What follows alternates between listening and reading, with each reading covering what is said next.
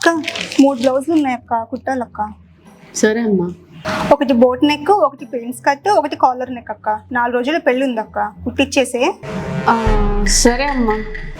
Plain blouse అనుకుని తీసుకున్నాను. 3 models చెప్పింది, నాకు రావుగా ఎలా? సరే యూట్యూబ్లో చూసి ఏదో ట్రై చేద్దాం. Prince cut blouse cutting.